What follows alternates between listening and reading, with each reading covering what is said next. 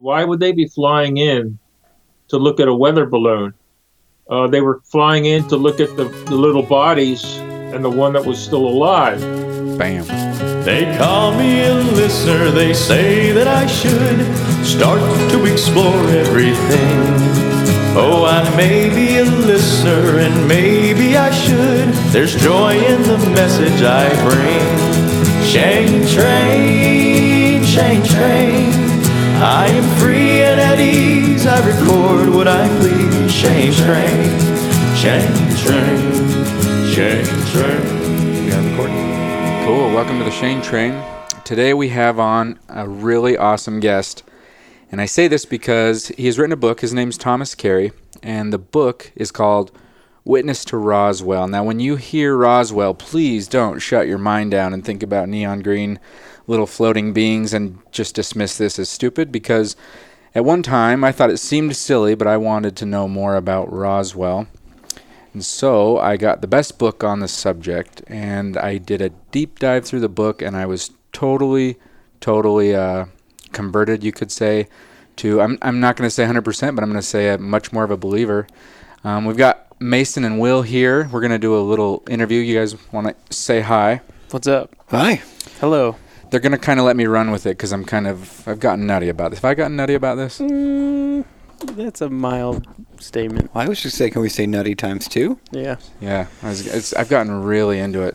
So much to the fact that I've dreamt and I've thought about it when I shouldn't, just like all the time. I think after this we're going to take a break from the alien I studies. do. I want an alien break.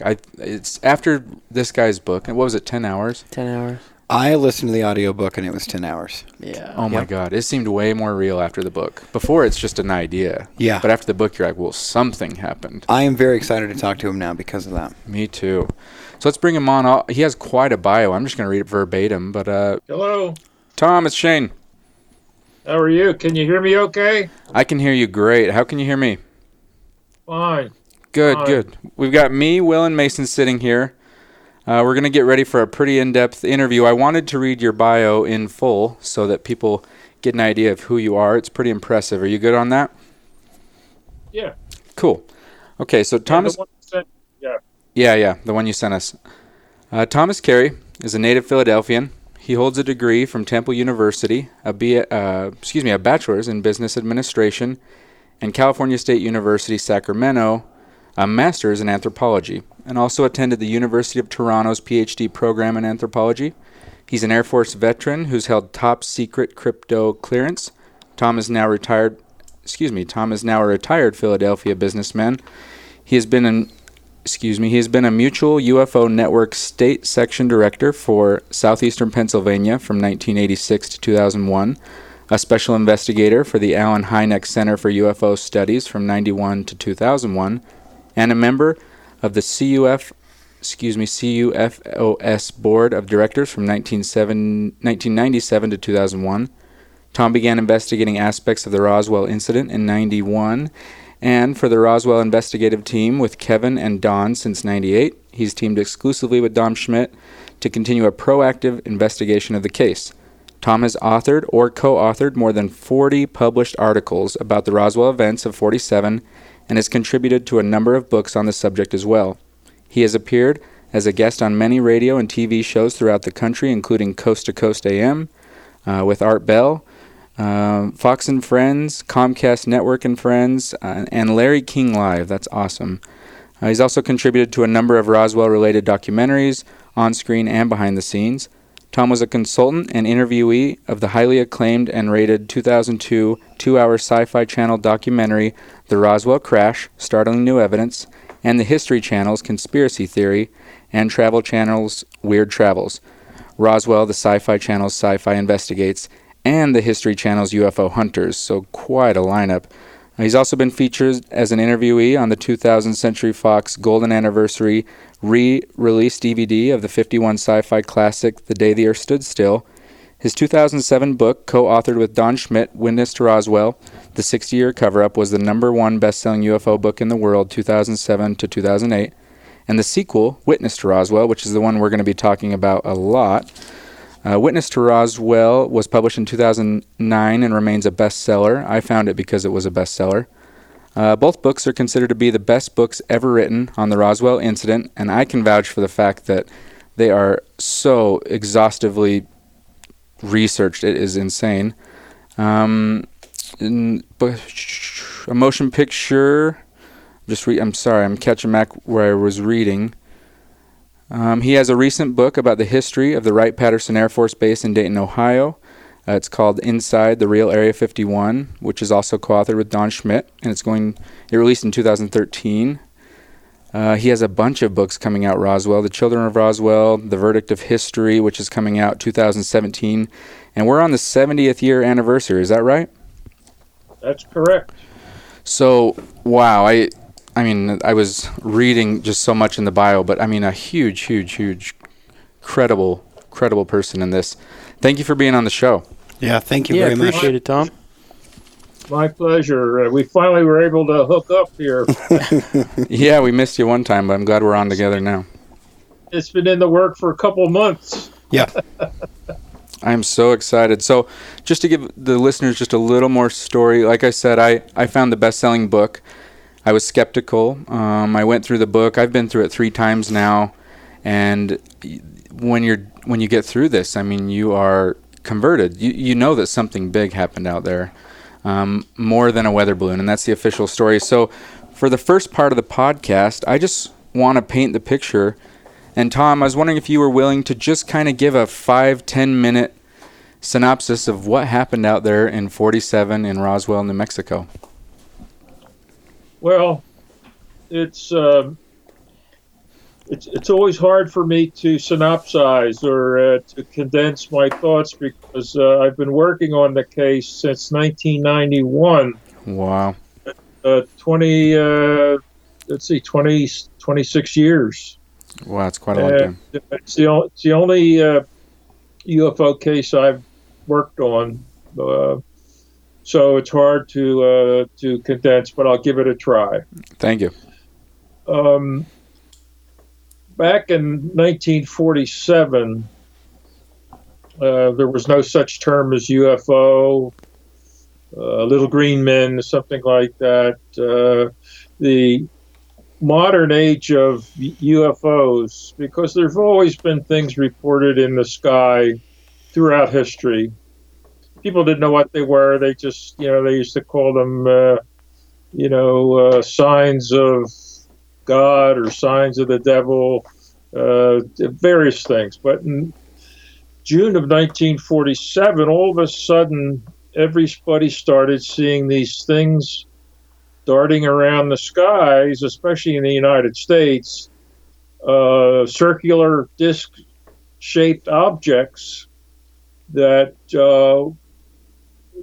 some reporter coined the phrase flying saucer, because Kenneth Arnold, the original report, he filed the original report of seeing something near Mount Rainier, Washington State. He said someone asked him to describe what it was he saw. He said it was like the motion of them, and he saw 9 objects. He said the motion of them was like a saucer skipping across water, and that's how the term flying saucer got into the lexicon. Oh. Well, 2 weeks after Arnold's sighting, a headline hit the news wires, went around the world, that the Roswell Army Airfield had recovered a flying saucer, and that's the term that they used. And that was made by the military. That was a military press release out of Roswell Army Airfield, stationed, which was located about 7 miles south of the town of Roswell. I've been there many times. And so the base there that was involved in the recovery, they issued this press release that they had recovered a flying saucer. And we've debated this press release ever since. Was it a local mistake, a local faux pas by the base commander, or was it something orchestrated from Washington, D.C.? We go back and forth on that, my co-author and I. I sort of favor the local faux pas, but my co-author favors the orchestration from Washington, D.C. That's about the only thing we disagree on, and it's only a little bit because the press release got out, nevertheless, that the base said they had recovered a flying saucer. They didn't give any details in the first press release, which was on June the 8th, 1947. I'm sorry, July the 8th, 1947. The Arnold sighting was June the 24th. But on July the 8th, all of a sudden, the world is shocked to see that Roswell Army Airfield, and they used the acronym RAAF. Some people think it means the Royal Air Force or the Royal Australian Air Force, but it stands for Roswell Army Airfield. And it said that a rancher northwest of town had reported all this wreckage on his ranch. His name was William Mac Brazel. And that they were shipping they called it the instrument, the flying saucer, they called it instrument. They were shipping it to higher headquarters for analysis. Well, this just set the world on. Oh my goodness, we got to. What are they going to say the next day? Well, the next day, as the world simmered with excitement, the headline was, "Sorry, folks, it wasn't a flying saucer from outer space. Excuse me, it was a weather balloon." Now, the press was only too happy to accept it. And that was the end of the story in the press. That there was a mistake by the people of the RAAF down in Roswell. It was a weather balloon. Now, you have to think about this, because the 509th Bomb Group at Roswell, that's who we're talking about here, is the 509th Bomb Group at Roswell, was the only atomic bomb group in the world that had atomic weapons. It was the group, the air command, that ended World War II by dropping 2 atomic bombs on Japan. That was their sole mission. In time of war, they take to their B-29s and drop atomic bombs on any potential enemy. Now, you have to figure they would have to know the difference between something foreign and exotic, like a flying saucer from outer space, and a simple rubber and tinfoil weather balloon. You would think that they would know the difference. If they couldn't tell that, I wouldn't want their fingers on the atomic trigger to save my life. No. But no one thought that far ahead, because they didn't know what the 509th was. They knew that Japan had been hit by 2 atomic bombs. They didn't know who it was. They knew it was the United States. That was it. But it was this 509th Bomb Group, who in 1947, they were our elite military organization in the country, or in the world for the United States. They were our elite unit. Almost everybody there had an atomic, not atomic, but a top secret clearance. They had our latest weapons, atomic bombs. They flew B-29s, the best bomber in the world. And that's who reported this recovery. Well, the next day, the headline is the general who was in command of the next higher command, which was the 8th Air Force. The 509th Bomb Group in Roswell was attached to in World War II, they were known as the Mighty 8th, the 8th Air Force Command. And mostly the 8th Air Force bombed Germany into submission. They helped destroy Germany. And the commander his name was General Roger Ramey, and they were stationed at Fort Worth, Texas. So General Ramey issues this statement, folks. It wasn't a flying saucer at all. It was a weather balloon. End of story. And that was the end of the story for the next 30 years. And it wasn't until 1978 that the intelligence officer at Roswell, his name was Jesse Marcel, he started talking about, folks, I handled wreckage from a UFO. We're now calling them UFOs. in 1947 when I was intelligence officer at Roswell. And that reopened the civilian investigation of the case starting in 1978 with Stanton Friedman and William Moore. And 2 years later, they wrote the first book called The Roswell Incident. And it was another 10 years before the next book was written, and that was written by my co-author and another co-author named Kevin Randall.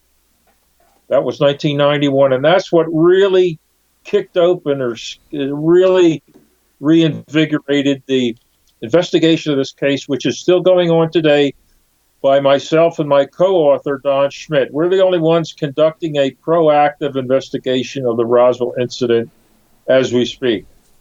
So that's it in a nutshell. The case was a 2-day story back in 1947. Spaceship, weather balloon, end of story. 30 years goes by.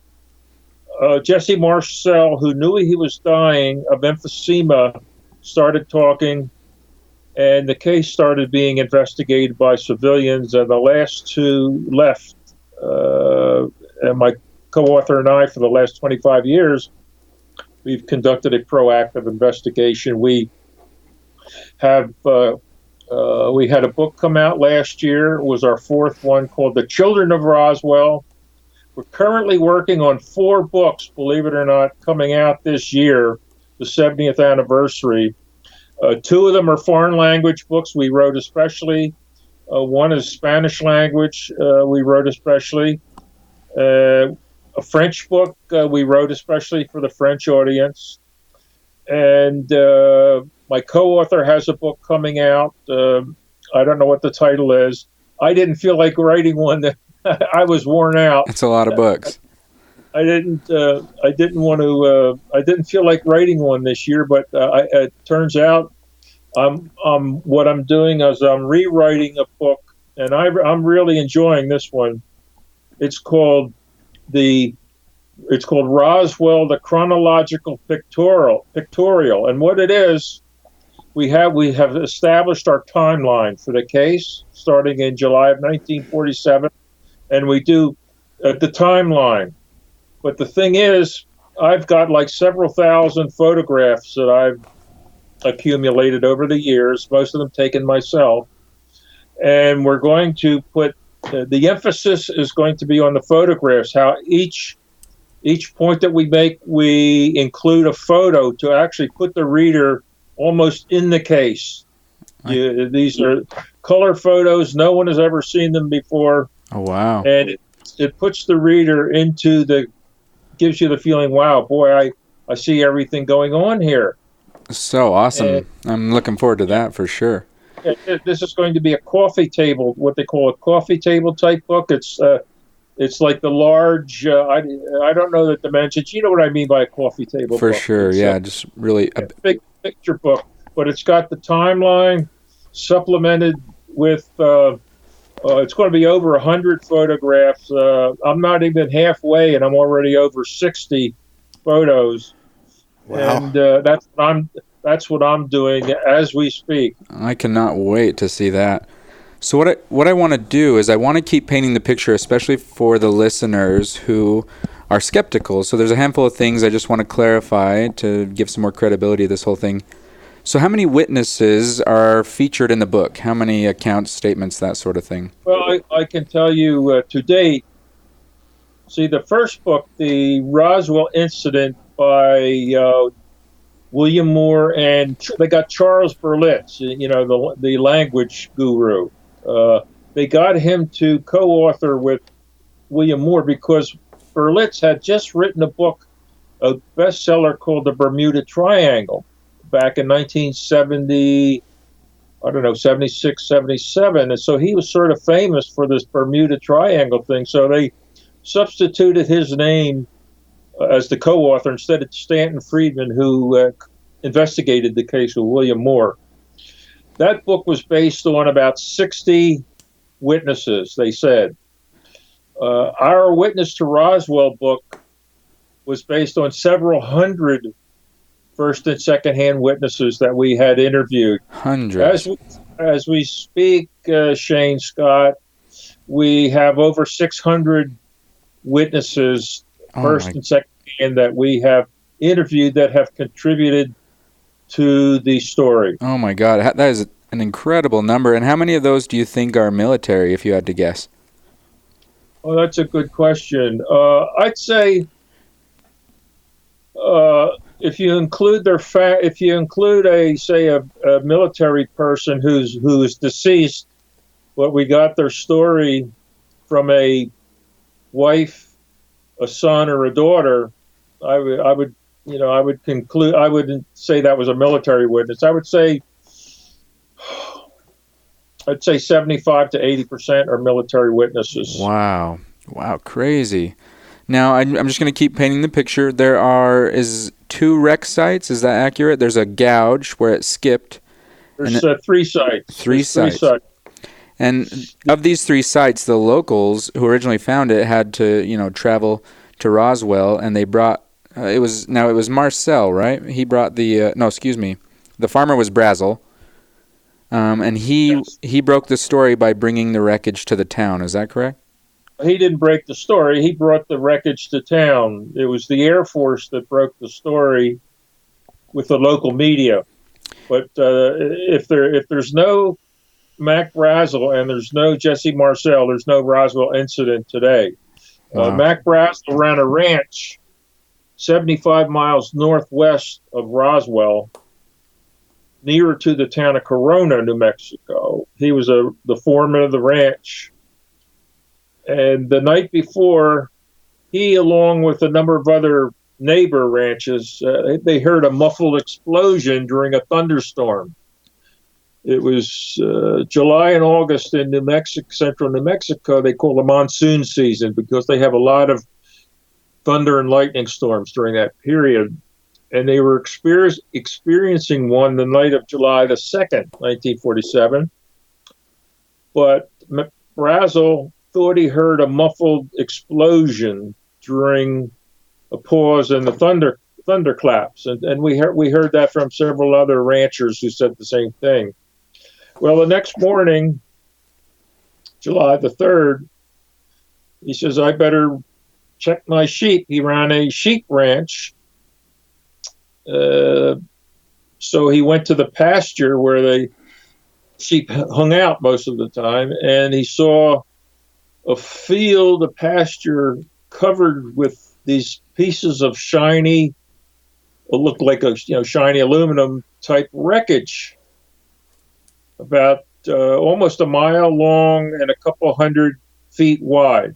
Wow. Maybe 300 feet wide by 3/4 of a mile long, covered with all these little pieces of wreckage. Wow. And his sheep would not cross it. The sheep would not go near this stuff. And the sheep had to cross that to get to their watering place. And so he was not happy about that. So that's why he went into town, was mostly to find out who owned this wreckage and when were they going to clean it up. Yeah, and he went to the sheriff's home initially, didn't he? Yes, he went to the sheriff's office. See, we got pictures in this book I'm telling you about all this stuff, the sheep pasture, the sheriff's office, everything. And a lot of the stuff, especially in Roswell and on the base, they're not around anymore. Things have been torn down. But anyway, Brazel goes to Sheriff George Wilcox, Sheriff of Chavez County, located in Roswell. And he brought in 2 boxes of this shiny wreckage. And they had strange properties. All of it was indestructible, that you couldn't scratch it, burn it, do anything to it, even though it was wafer thin, like the tinfoil inside a candy bar wrapper, something like that. Mm-hmm. I'm not a smoker, so I can't tell you how thin the tinfoil is in this pack of cigarettes because I don't smoke. But that's what the wreckage looked like. But you couldn't cut it, you couldn't deform it to where it would keep a deformed shape. It would pop back into its original shape. Yeah, almost liquid from what it was, how it was explained at times. Yeah, one of the witnesses, Frankie Rowe, described it as almost like liquid mercury.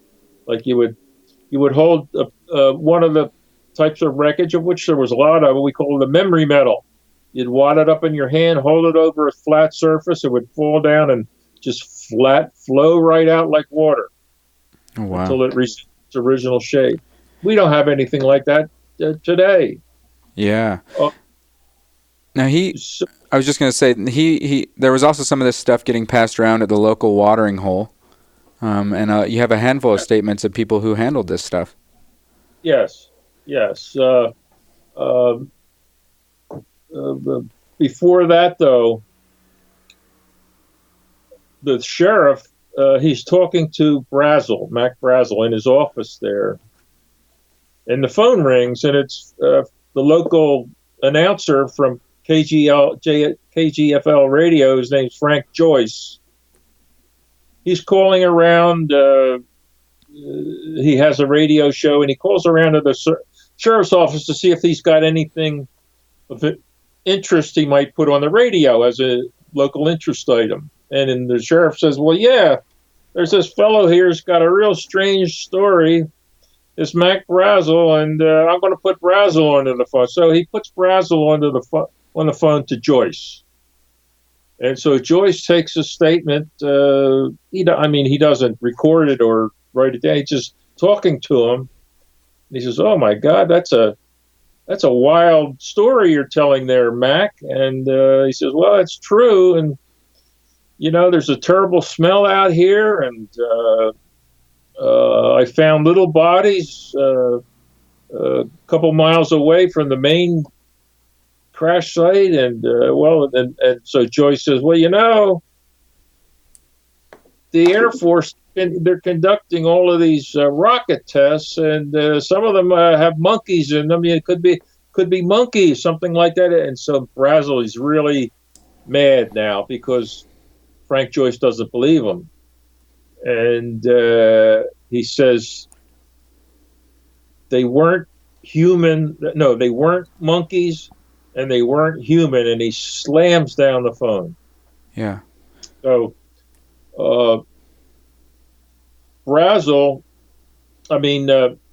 Joyce had suggested that they call the air base south of town, the Roswell Army Airfield. He says, anything that comes from the sky is the purview of the Air Force. You ought to call the air base, the airfield. They'll probably know what it was. So that's how they got to call. Sheriff Wilcox then called the base to have somebody come out and take a look at this wreckage. And they sent Marcel. And that's how the military got involved in it. And that's what the sheriff called the base. He said later it was the biggest mistake he ever made in his life because it led to the cover-up. Yeah, that's when it got really weird. Yeah. Now, didn't he do a radio interview that was never published because the suited guys showed up? Yeah. Once the story hit the news wires, the Associated Press and the United Press news wires, it became a huge story. And the owner of the KGFL radio station, his name was Walt Whitmore, he said, we got to get a hold of this Brazel. So he's asking Frank Joyce, where he might be. He says, I don't know. Maybe he's out at the ranch. We don't. Anyway, to make a long story short, they found him, and they sequestered him in Walt Whitmore's home. Yeah. And there they conducted a wire recording of everything that I told you, and Brazel's finding it in the little bodies and all that sort of stuff. And so they had Brazel on the wire recording. I got a nice big picture of a wire recorder in this new book we're doing. And so they were happy as a clam, because no one else had this scoop. Well, by this time, the Air Force knew that they had something that was really out of this world on their hands. And they also wanted to get this rancher. Where is Brazel? And it turns out that Whitmore's house was down near the base. And they found him at Whitmore's house, and they took him into their custody for almost 7 days. Jeez. They kept him at the guest house, trying to convince Brazel to change his story from finding, as he called him, one of those flying saucer things to a weather balloon. And then they marched Brazel around to all the media in the town to say, "Oh, I was wrong. Sorry about that, fellas. I made a mistake. It wasn't a flying saucer wreckage I found. It was a weather balloon." But at the end of his statement, at the end of his news story, he takes it all away by saying, "But on the other hand, I've seen many weather balloons. I'm familiar with them, and I can tell you this was no weather balloon." Yeah, he wanted to be honest, but he was kind of strong-armed. Now, and that's all in this. That's all in his statement to the press. But the press only saw. Really, they only wanted to read the first part, the weather balloon part. Yeah, and they did that story in the paper where there's a picture near the weather balloon part. Someone was really irritated that the wreckage was swapped out. Who was that? That the wreckage was what? I remember before that picture with the weather balloon, someone went out and back in. I think it was a military person, and they had swapped the wreckage for a weather balloon, and they were really irritated. I don't remember if it was Marcel. Who was that? Well, a lot of military people went out. Marcel was the first one. He followed Brazel out. You know, when Brazel went to the sheriff's office, Brazel came over and checked out what he had. He went back to the base and talked to his commanding officer, William Blanchard, Colonel William Blanchard. And Blanchard said, "Well, follow the rancher out, take whoever you want with you, and see what they got out there." Because the nature of the wreckage was so exotic that I'm sure Blanchard thought it must be a Russian. Well, in fact, he did. He thought it had to be something Russian. Yeah. It had to be a Russian device. So that's what they were worried about. Well, when Brazel and Marcel, and he took a counterintelligence officer named Cavett with him, when they got out there, they were stunned by the extent of the wreckage. And it was nothing, as Marcel later said, he said, "It came to Earth, but it was not from the Earth." That was his statement. Whatever this was came to Earth, but was not from the Earth. And according to his son, Jesse Marcel Jr., his father was convinced at first, even before he got back to the base with some of the wreckage, that this was a flying saucer. Yeah. Now, to keep painting the picture, just even the official story is the weather balloon, but I mean, we have a lot of documented flights. Now, is that in and out of D.C., a presidential meeting? What are some of the weird stuff that happened that just wouldn't make sense on the weather balloon? I know there was an 8,000-foot flight with the wreckage to another airbase. If you want to mention some of the official weird military stuff that doesn't fit the weather balloon story. Well, number one, none of our 600-plus witnesses have described any type of balloon event. Jeez. In Brazel's pasture. None of them. And the other thing, like I said, you have to believe a weather balloon, you have to believe that the men of the 509th Bomb Group, our best, most elite unit that we had, could not tell the difference between a spaceship capable of flying from another planet and the difference between that and a balsa wood and tinfoil and a rubber balloon. You have to believe that they couldn't tell the difference. Yeah, and why flying in all the important people for a weather balloon? Yes, and they had people coming in to Roswell, medical people from all over the country. Why would they be flying in to look at a weather balloon. They were flying in to look at the little bodies and the one that was still alive. Bam. And why would they fly why would they fly this to our most secretive, one of our top bases, actually the heart of the Air Corps at that time, Wright Field in Dayton, Ohio, where all the examination of foreign technology took place. Why would they do that if it was just a weather balloon that anybody should be able to recognize? And the other thing was, at the same time that the Roswell incident occurred, there were actually 3 other incidents of weather balloons falling to the ground. One was in upstate New York, one was in Circleville, Ohio, and one was in California. All a rubber weather balloon with it carrying a tinfoil target were found. But in none of those other 3 cases did you have a Roswell-type incident occur, where you had all of the goings-on, the cleanup of a crash site with hundreds, with many people involved. You had none of that took place in any one of these other incidents. Doesn't make any sense. So why would it take place at Roswell, where we had cover-ups and threats and shipments and flights of wreckage to Wright Field and little bodies? None of that happened with these other 3 incidents. And so when you put it all together, as Jack Anderson, the former columnist, muckraking columnist who succeeded Drew Pearson, who was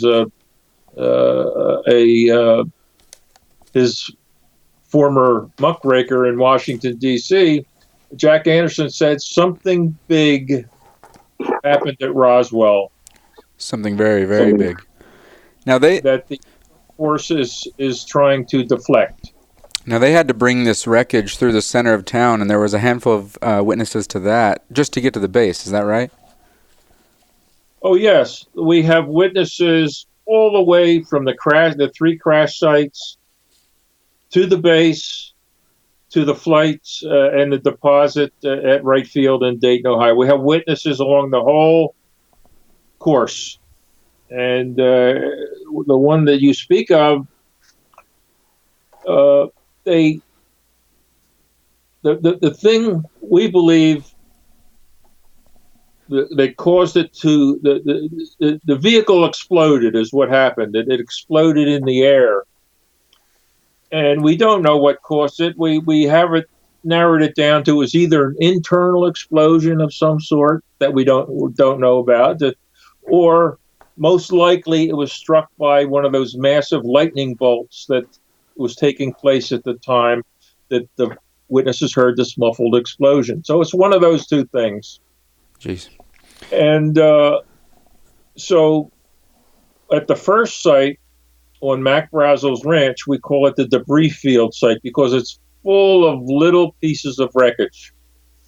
Nothing like a ship, just little pieces of wreckage. Yeah. Indicating that something had exploded and floated. All these things had floated to the ground. The next site is 2.5 miles east of that, and that's where we believe that 2 of the occupants of the flying saucer or ET craft, whatever you want to call it, UFO, that 2 of the occupants were blown out when the thing exploded. Wow. They were in some part of the ship, and when it exploded, they were thrown out, and they fell to their deaths on a low bluff 2.5 miles east of the debris field. I've been there as well. We call that the D. Proctor body site because it was shown to us by a 7-year-old boy who was with Mac Brazel when he discovered everything. He was staying up, it was summer vacation. He was staying with Brazel, and he went out riding with him that day to, find the wreckage, and then this other site that they found where they saw the birds of prey circling in the distance, and they could smell something. So they went over there. They saw 2 bodies. That's the D. Proctor body site. That's the second site. But what happened was the outer shell of the UFO, or ET craft, or whatever you want to call it, we believe that that's what exploded. What was left was the inner cabin, or an escape pod of some sort that was able to withstand the explosion. That traveled on for another 30 miles before it came to rest just north of the town of Roswell, maybe 30 miles north of Roswell, right off Highway 285. Wow. And so that's the third site. Now, at that third site, you got the D. Proctor site, you got the original debris field site. The third site we call the impact site. And it wasn't so much as an impact as the inner cabin or the escape pod came to rest. And there were 3 occupants in that. 2 of them were found dead, and 1 was found alive. Wow. And that's called the impact site. That's it's actually 32 miles northwest of Roswell. So those are the 3 sites. Now is a great time to explain, because a lot of people assume, aliens, neon green glowing, all sorts of stuff. But, I mean, there was pretty much the same account of these aliens across the board. Do you want to explain what the aliens looked like in all these witness reports? Well, it's remarkable that the witnesses that we talked to, I know that the men who cleaned up the sites, especially the men who cleaned up the impact site, said they saw the bodies, but they always are careful to also remind us that 1 was still alive. They all said 1 was still alive. Yeah, that just is freaky. And they all gave the same descriptions. And this was confirmed by some medical doctors at the Aero Medical Facility at Wright-Patterson, where the bodies were shipped. And so the descriptions were remarkably similar. A very small, short, frail body frame, maybe 3.5 feet tall, long arms. The thing weighed maybe 35, 45 pounds. About the height of a 10-year-old child, but it had this overlarged, pear-shaped head. That was the overriding feature, was the large, pear-shaped head, or egg-shaped head, inverted, with the point being down where the chin would be. And that's what spooked everybody, was that they didn't. The one that was alive didn't walk very well, was very frail. And but it was this pear-shaped head that sort of dominated the features. Now, one of the firemen who got out there, his name was Dan Dwyer, and he got there before the military. And he said that he and the one that was alive and stumbling around talked to one another. Wow, this wasn't in the book. I think it is. I'm sure it is somewhere. I don't remember the talking parts. Maybe I missed it. Yeah. How did that go? Well, his family, of course, he's telling this to his family, and we got this story from his family because he was dead by the time we got the story. They wanted to know, well, Dad, first of all, what did it look like? And the first thing he says was, he just said, child of the earth. Now, child of the earth is like another name for it is a Jerusalem cricket because of the shape of the head. And the head is very unique. And this had that shape of a head. There's a picture of it in the book. I'm sure you. So, but they wanted to know, well, did you talk to it? And he said, yes, we talked to one another, but we didn't talk like humans talk, by moving our mouth and our tongue and that sort of thing and using our vocal cords. We didn't talk like that. What? We talk to one another in our heads. What? Well, we would call that like mental telepathy, something like that. They talk to one another in their heads. Wow. What did you say? That was the next thing. Well, what did you talk about? What did it say? And he said it was interesting. He said because I was concerned about it. That here he was, his ship is destroyed, his comrades are dead. See, at this point, Dan Dwyer doesn't know about the other two sites. He just knows about this one site north of town that he drove to. He said, I was concerned about it, what was going to happen to it. And he said, what it told me was, don't be concerned about me. I accept my fate. There's nothing anybody can do. My ship is destroyed. My comrades are dead. I accept my fate. So this creature was more or less concerned about Dan Dwyer as Dan Dwyer was concerned about it. And that's what they talked about. Wow. And then the military showed up. Yeah, the military throughout this whole book is just this big, dark force that shuts down everything. There's a story of, them ransacking a farm. There's stories of them hanging around Roswell for years later and threatening the families. There's stories of the government... All looking for that weather balloon. Yeah, and them telling people what they saw and what they didn't see. It was really it was hard to listen to the government doing so much to quiet this. I got it. Oh, go ahead. Go ahead. I was just going to mention this one detail. So now you guys use a lot of flight records, flight military records, and that sort of thing. Now they did when they brought the wreckage back. There is a low altitude flight to the main intelligence base. Is that correct? Are you talking about the flights out or flights? Yeah, I remember the wreckage was flown out, and they flew at 8,000 feet, and they didn't allow anyone to talk to each other on the flight. Yes, there were several flights out. The one you're talking about occurred on July 9, 1947, and what it was. Oh my goodness. I know who the pilot was. It was a fellow by Captain Fred Ewing. And I got it. Because I got 1,000 million facts floating around my mind here. This was a special flight that now the base had this thing called a bomb pit. It's where they used to load the atomic bombs. It was a special bomb pit.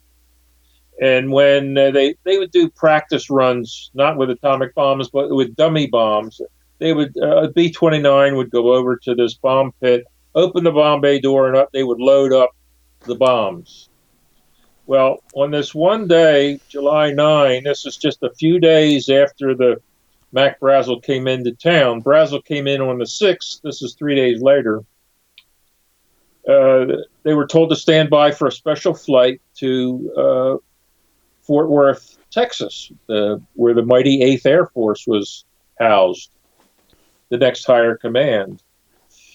And so everybody got on the plane, and the plane taxied over.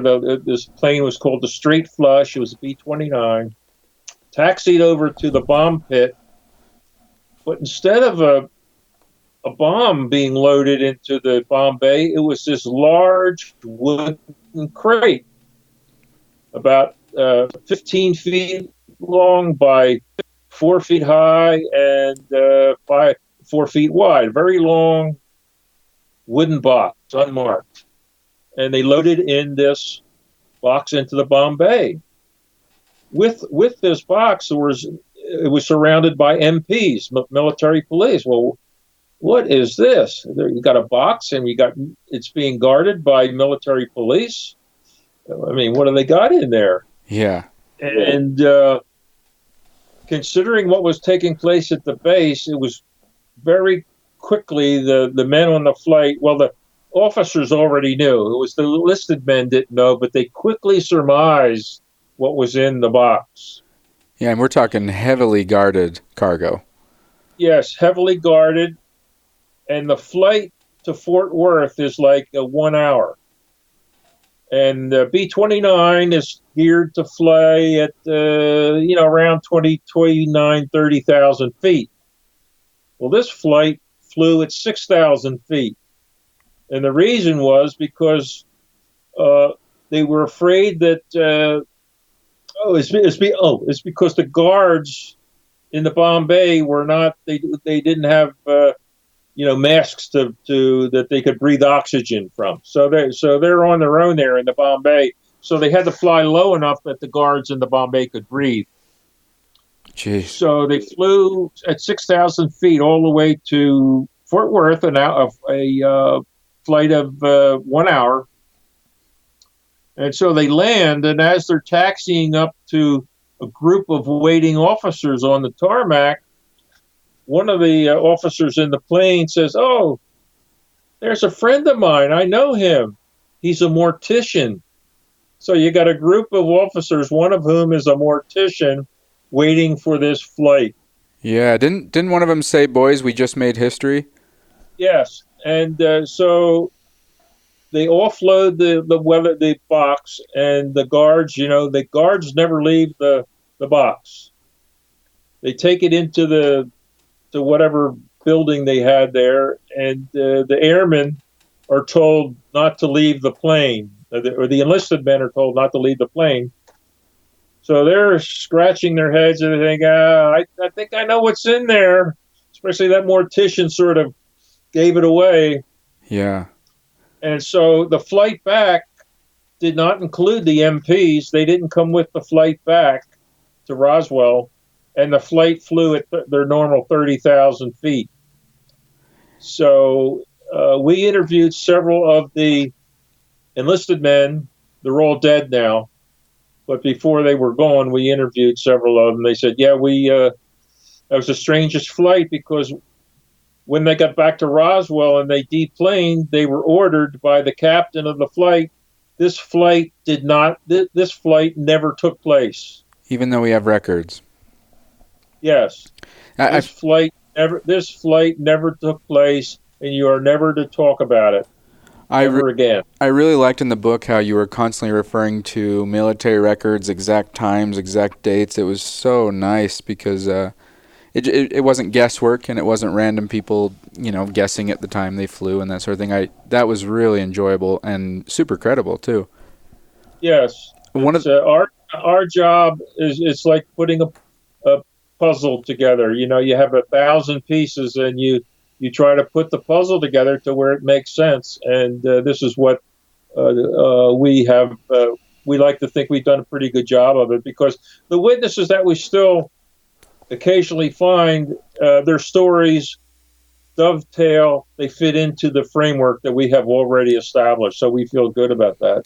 Yeah, and another thing I really liked is, one of the reasons the Roswell case is so relevant still is because there's what you guys call deathbed confessions. And there's a lot of people, especially military, who keep secrets their whole lives, but when it comes down to the end of their life is when they start talking. What are some of the best deathbed confessions that you have? Well, unfortunately, too many of them took what they knew to their graves. Sheridan Cavett being one of them, the CIC, the counterintelligence officer who went out to the site with Marcel. Yeah, I wish I knew what he knew. Yeah, he took it with him to his grave. He lied like a sieve, or like a piece of Swiss cheese. But a number of them, before they died, they either told the story to us, like a fellow named Earl Fulford, but one of the most interesting ones was a fellow by the name of Edwin Easley. He was a major. Now, most of the officers, most of the information we got from enlisted men and civilians. The officers were less likely to talk, and the higher the rank, the more or less likely they were to talk. Yeah. But early on, and this was the year I actually became involved in the investigation, 1991, Major Edwin Easley, he was the provost marshal of the base. He's the top cop, as they say. He was in charge of the MP unit. Major Edwin Easley, he's on his deathbed, literally. And Kevin Randall had before he went to the hospital, and this was Parkland Hospital in Dallas, Texas, the same hospital where they took President Kennedy when he was shot. No connection though, but before he went on his deathbed, he was located by Kevin Randall, who was Don Schmidt's original co-author back then, and he interviewed Easley by phone, and he, to every question that Kevin asked Easley's answer was the same. I can't talk about that. I'm sworn to secrecy. Well, you have to think, if it's a weather balloon, how could you be sworn? You know what I mean? How could you be sworn to secrecy over a weather balloon? Come on. That even a 6-year-old would recognize. But anyway, to every question that Kevin asked them, the answer was the same from Easley. I'm sworn to secrecy. I can't talk about that. Well, I know myself, probably I would have given up at that point, but Kevin, he asked him one more question. He says, well, can you at least tell us if we're going in the right direction? And Easley said, well, what do you mean by that? He says, well, the ET direction, the extraterrestrial connection, direction. Well, to that, Easley said, well, let me say to you, you're not going in the wrong direction. And that was like, that was, bombshell. Yeah. For him to say that, well, let me say this, you're not going in the wrong direction. Well, in 1991, Easley found himself on his deathbed at Parkland Hospital, and we get this story from his daughter.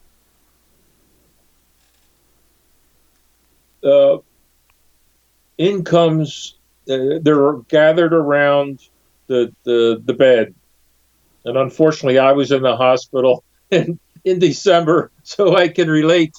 I can relate to being not on my deathbed, but in a hospital bed. Oh my goodness!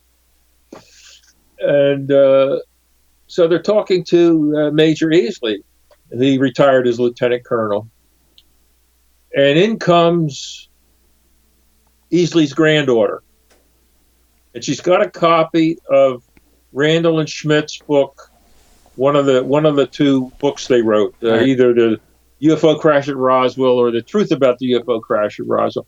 So she takes it up and holds it in front of Major Easley's face, and she says, "Granddad, what about this?"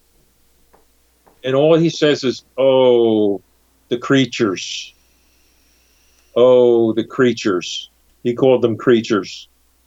Gee. And he apologized to his family. He said, "I've been wanting to tell you for years, but I promised the president," that would be President Truman, that I wouldn't talk about it. And he apologized to his family for not telling them about what happened. Gee. Now, so I find that one of the most compelling deathbed testimonies ever. I feel like the picture is very well painted. There's one last thing I was going to save kind of for the end, but I think we should get it out now, and then we can start kind of probing into some more questions. But you have someone that you write about in The Witness of Roswell was actually military personnel, and they witnessed a lot of stuff. But they had a secret. They had an oath that they were keeping to a general that they were friends with, and towards the end of their life, he was keeping his secret still. And I believe he set up the Roswell Museum. But you guys came up with a way for him to keep his word and die having never told, but also, give the information after he's dead. And you guys said, why don't you leave a sealed letter in your trust, give it to your family, and if your family decides they want the letter to go to us, then they can give it to us. And I'm not going to say what happens in the letter, but this guy, now the guy who wrote the letter, did he get a Purple Heart in battle? Or was it the general above him? I don't know if he got a Purple Heart. You're talking about Walter Hout. Yeah. He was a first lieutenant at Roswell. He was a bombardier in World War II. He was a B-29 bombardier in World War II. Now, I knew Walter for about 15 years. A finer person like Jesse Marcel Jr., a finer person you wouldn't want to meet. He was the type of guy that if you had an organization, say a local organization, you would want him to be your president. He was so compelling a person, so professional, well-spoken, and like I said, we knew him for I knew him for 15 years. Don Schmidt knew him longer, but we would occasionally ask him, Walter, we know you took the press release. You were the one that typed up the first press release about the RAAF finding a flying saucer. Don't you know any more than that? And he said, no, that's all I can tell you. And I'm thinking, we're thinking, surely he was right in the eye of the storm there. Yeah. And curiosity alone would have, made him want to know more. Plus, he and the base commander, William Butch Blanchard, they were like father and son. Yeah. And so we made the first conclusion, Walter knows a lot more than he's been telling us. All he would say was, I delivered the press release. So in our investigation over the years, we had witnesses tell us, oh, yeah, we saw Walter Hout out at the crash site. We saw Walter Hout with a piece of the wreckage. He showed it around the office. So we learned a number of things from other witnesses that placed Walter in various places during the crash recovery. So, and finally, when we heard Walter, he would give talks to visiting groups, and they would ask him questions, and he would finally say, he would get a little frustrated. He'd say, well, let me tell you this. I can tell you that it was a UFO or a flying saucer, but don't tell me how I know. He would end with that. So what we did, we said, okay, let's put together a list of things that we believe Walter knows or was involved in, including the press release. So we put together bullet points, and there must have been a dozen of them there. I don't know how many, I forget, but there were a lot. And we took it to Walter, and we said, Walter, we know you told Butch, Colonel Blanchard, or he requested that you never talk about this. We suspect that's what happened. He said, well, yes, I did promise Butch I wouldn't talk about it. Well, take a look at this sheet that we put together of bullet points. Look it over with your lawyer. Look it over with your family. Add to it if you think there's not enough on it, or delete what you think is not true. And would you consider signing a sealed statement? Yeah, I mean, this was a notarized legal document that he leaves. Yeah. What's cool is, I mean, through the whole book, you're laying out all of the research and just the well-documented statements. And you leave this to the end, and you read the statement at the end of the book. But the statement just floored me. And I don't want to say exactly what was said, but if you are curious, oh my God. I mean, this guy leaves a notarized statement of his experience in the military, what he saw and what he did, notarized it, left it to his family, and they turned it over. It was flooring. It was notarized and put away until his death. He signed it in 2002, and he died 3 years later, 2005. A signed, sealed statement. He agreed to do it. And we said, take your time, discuss it with your lawyer and your family. Some of our critics said they painted a picture of Don Schmidt and myself leaning over Walter, panting, "Come on, come on, come on, sign." That was not it at all. No. Don Schmidt lives in Wisconsin. I live in Pennsylvania. We were definitely not looking over Walter's shoulder. No, he doesn't seem like that type of guy that would do that anyway. But that's what we did, because he had to know more than he was telling us over the years. And to be honest with you, Shane, Walter said that he didn't add to it, and he did not delete anything. We were right on target. Oh my God, there was parts in the book that could have been more intense or scary or whatever you want to kind of describe them as. But for me, that letter just sent chills down my spine, because I mean how official it was, and who he was, and who his the general that was his friend was, and it was just, oh my God. And just Witness to Roswell, the book, if you go through it and get to that letter, it's worth it. It's amazing. Well, not to pat myself on the back, but maybe to reach maybe on the shoulder. It's the consensus best book on the subject ever written. Oh, it's so thorough. So I feel like we've painted the picture very well. I want to open it up like to Mason and Will. I know they're writing notes and thinking all about this. But maybe just do some probing questions, some random questions, and kind of see where it goes, because, wow. And I mean, if you listen to the book, it's crazy credible. So let's just open it up. I don't know what you guys are thinking. Well, I'm certainly enjoying this conversation. It's kind of why I sat back and I was quiet. Tom, it's just been an absolute pleasure to have you on. When I was, I can second what Shane said.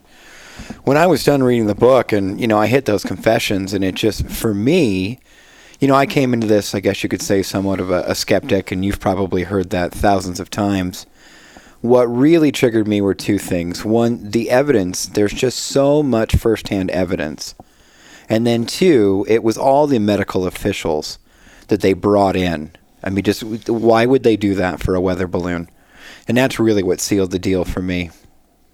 Yeah, I mean, there were medical professionals through the whole book. Yeah. Oh, my God.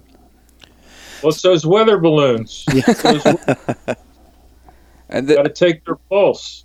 You got to study that balsa wood. Wasn't that crazy? And it was interesting how there's people who were all around the country who actually worked on samples of samples of the aliens, sample of the craft. It was just like, oh my God. So I do have a question here. If you could possibly, and you kind of went over explanation of the letter and the trust. Do you think that there's anything out there that will top that? Well, so far there isn't. It's the best UFO case ever, because of we're talking about not lights in the sky. I used to investigate local UFO reports here in the Philadelphia area. I live just outside of Philadelphia. And I became bored very quickly with the lights in the sky reports. I saw this light, and it went that way, and it went off in the door. What else can you tell me? That's about it. Yeah. Well, it's the top UFO case of all time. Probably the second most important case, perhaps, is the Rendlesham Forest, Bentwaters in England, 1980. But that one is number two. It's far behind, because you don't have any. We're not talking about a crash. We're not talking about bodies. We're not talking about wreckage. We're not talking about 600 witnesses that we had to track down. Yeah. So Roswell is up there, far ahead of any other case. Another good one's the Phoenix Lights case is a good one. Again, it's a lot of witnesses. You got to have a lot of witnesses for a case. Hopefully, you're talking about a structured craft. In the case of Roswell, we're talking about wreckage and biological bodies, and a cover-up to go with it. Yeah. So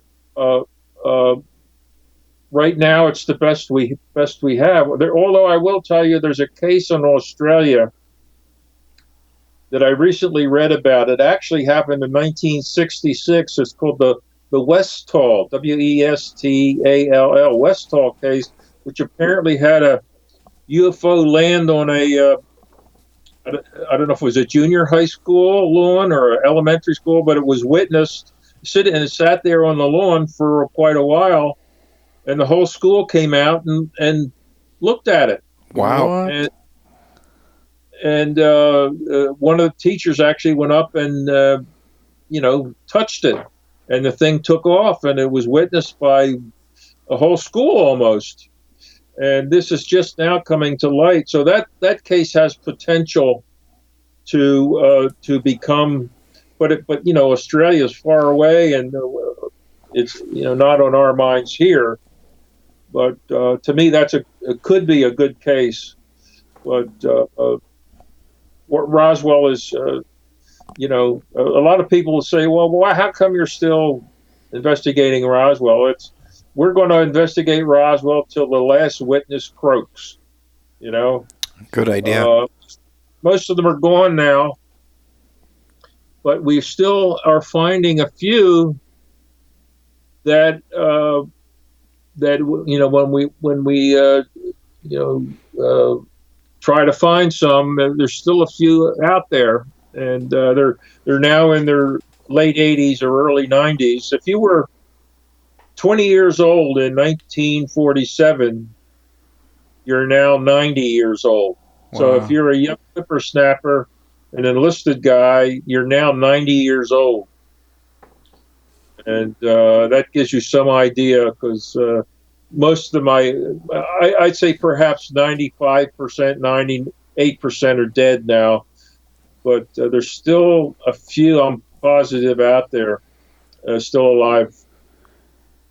Didn't the government, I think it was in the 90s, you mentioned in your book, the government kind of said any confidential information about Roswell is now okay to talk about, or something of that nature? Yeah, that was in 1994. So why? Sorry to cut you off. I was just going to say, why would the government need to say something like that about a weather balloon? Well, because at the time, the government, the General Accounting Office under Stephen Schiff, they were doing a review, an investigation. He was a congressman from New Mexico, 1993-94, trying to find documents relating to the Roswell incident, as we call it, that might have emanated from the Roswell Air Base or the Fort Worth Air Base, or from Washington, the Pentagon. Any documents relating to the Roswell incident, to see if they were classified and handled correctly. Well, what happened was they couldn't find any documents, but they did find out that all of the documents relating to it had been destroyed. Jeez. They had been destroyed, and so there were no documents, which is sort of incriminating in itself. Yeah. And so I forget where I was going with this. Just why they issued it's okay to speak. So the Government Accounting Office, they're trying to find out this stuff. Well, the Air Force, the Secretary of the Air Force, Sheila Widnall, said, okay, this is a good time. We're going to do our own investigation. We're going to reinvestigate the Roswell incident. And to obviate or to preclude veterans who might know something, and we're talking about now the mid-1990s, to preclude them from not talking if they have information, they crafted a statement which relieved them of any burden they felt they might have to honor, like a secrecy oath that emanated from the Roswell incident. When a lot of them, when they were participating in the recovery, they were told that they were sworn to secrecy, and a lot of them, when they left the Air Force, they were reminded of their secrecy oath. So the people involved, Sheila Widnall felt that maybe they won't talk because they feel they have to honor their secrecy oath. So she crafted this letter relieving them of that duty. Jeez. And so when the Air Force colonel, what was his name? I forget his name. The Air Force colonel who was in charge of the investigation, whenever they went to interview somebody, they had this letter from the Secretary of the Air Force, which permitted them to talk if they had any information, and it permitted them to sort of overcome their secrecy oath if they had one. So that's what that was all about. So many times in the book, I thought to myself, why on earth hasn't any wreckage turned up with all these people and all these farmers and all this time? I know you've had wreckage leads, and that would be a smoking gun. That's the biggest disappointment I have, and I'm sure Don Schmidt too. What do you think that's from? Why is there a lack of just someone with something? The biggest disappointment is that we have not recovered a piece of wreckage. We've been approached many times by hoaxers, because what they do is they say, "Oh, I got this. I know somebody," and you start asking the questions, and they run away. They stop answering your phone calls. They stop answering your emails, etc., etc., etc. And we've conducted several archaeological digs at the sheep pasture site, the debris field site, and we have not found. And these were like real archaeological digs overseen by the University of New Mexico's Department of Archaeology. It wasn't like Uncle Harry going out on a weekend with a spade and saying, oh, let's dig something up. No, these were full-fledged archaeological digs. But the problem was, in retrospect, the site that we were digging at was the site that the Air Force really concentrated on. They literally vacuumed the site. And I'm confident that they took just about everything that was there. Our only hope is in two areas: that we have an airman or a civilian that either got there before the military, or if it was a military guy, pocketed a piece when they were out there. And we've had several stories from former military families that their deceased father had a piece, but they don't know what happened to it. And some of them I do believe. And so that's one is, we find a family member, father was out there in some capacity and pocketed a piece, and that they still have it and are willing to give it up or tell us about it. Or if we're out there in the desert, or somebody's out there in the desert far away from the sheep pasture because it's windy out there and these things were very light, we're confident that a number of pieces had to be blown far away from the crash. Yeah.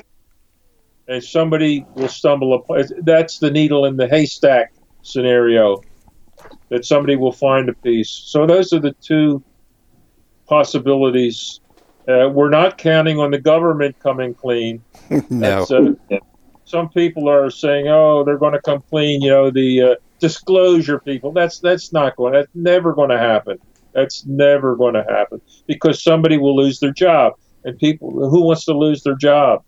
So that's the situation. It's either the needle in the haystack, or most likely a military family person whose father was out there and pocketed a piece. If someone had a piece of wreckage, what would be the proper way to bring it to attention without getting swarmed by the wrong people? I mean, how would you really? I would call you. Yeah. Oh, we hope they call us. And what would you guys do to make sure it was made public? Okay. Yeah, we'd have to test it, of course. We've had people who worked in the laboratory on pieces, but they don't have a. One of them actually sent me a picture. He said he worked on this strange wreckage in Lawrence Livermore Laboratories in California, and he actually sent me a piece. He kept a little piece of it in a test tube, and I have that picture. But I can't tell from the picture in the test tube. But he was a scientist working at Lawrence Livermore, and he said he worked on some of the wreckage, but he didn't want his name used, and he didn't want the picture shown. So it's that sort of thing. They don't want notoriety.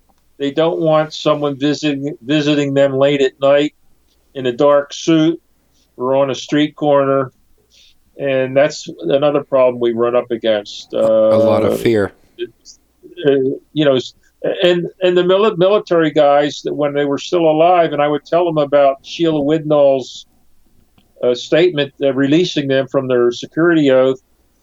Their basic answer was, well, I hear what you're saying, but I like things the way they are, and I'm living on a government pension, either from the military or some other department. I'm living on a government pension. I don't want anything to happen to it, so I'm not going to say anything. So we ran into that a lot. Well, I bet there's a lot of fear out there. Is there anything that has happened recently that's not in the book, or is the book pretty well up to date? Oh, the book was written. The last one was written in 2009. We've written 2 books since then. Inside the real Area 51, where all the wreckage was taken, we wrote in 2013, and there I'm sort of proud of myself because I located Hangar 18. Remember the stories about Hangar 18 at Wright-Patterson, where all the stuff was taken. I have a whole chapter in the book about how that was discovered.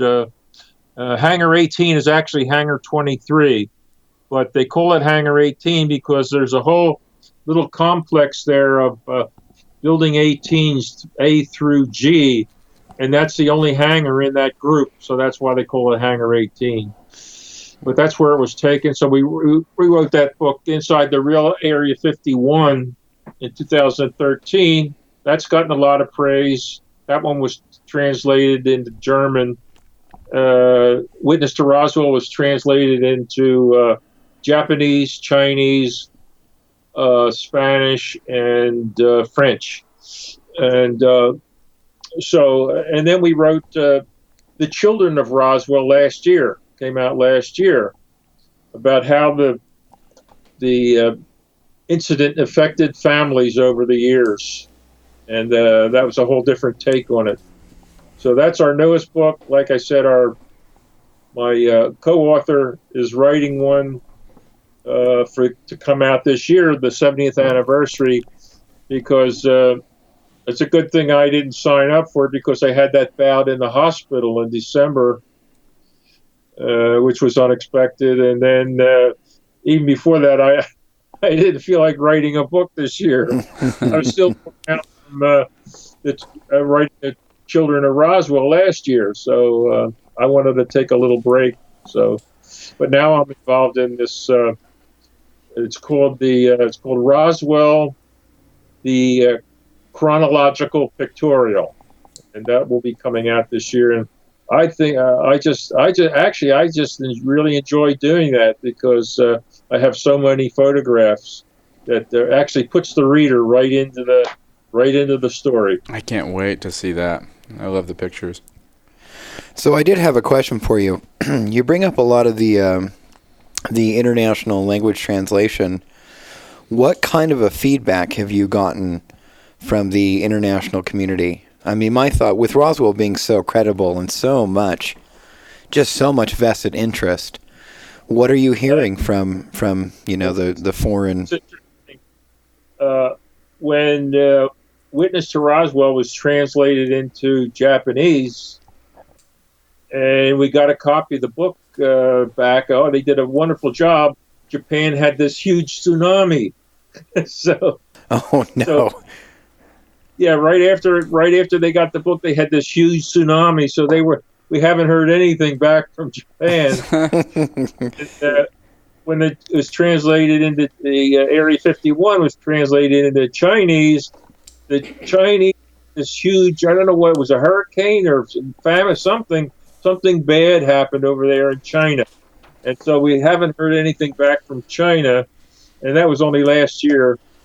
And then the one Area 51 was translated in German. We haven't heard anything back from there. But the French, they approached us to have the book translated because the French are very interested in Roswell.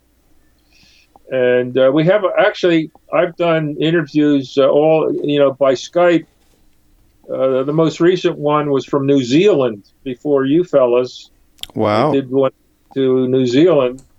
I've done Australia, New Zealand. A lot of foreign countries are interested in Roswell, and we do have a fairly large foreign sale. But what's interesting in the United States, where we're more familiar with the case, when Witness came out, the feedback we got was, "Oh my God, I didn't know you guys had that much more stuff about the case." They thought the case was sort of over in the mid-'90s when, in the 50th anniversary in 1997, there was a lot of hoopla about the case. Yeah. It was on the cover of Time magazine, and CNN covered it on July the 4th from morning to night. Most people, even in the UFO community, they didn't know we had so much more stuff about the case. Wow. They were stunned.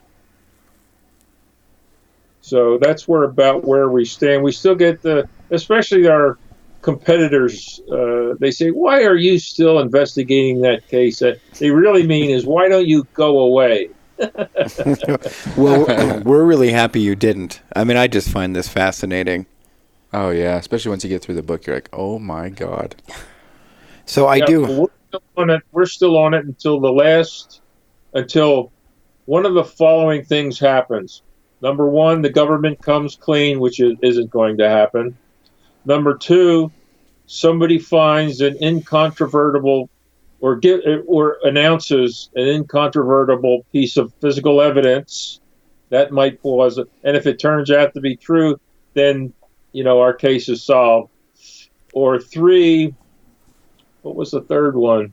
Oh, we pass away. Well, you definitely just answered my question about how close we are to government disclosure, and you think that's a definite no, that's not going to happen. I hope you're not holding your breath. Okay. Hold your breath on that. Well, this is going to be kind of an opinion question. What do you think? So say the smoking gun was found, right? And we did find a piece of wreckage and it came out to be true. Right. How do you think the public would handle that information? It has to be incontrovertible.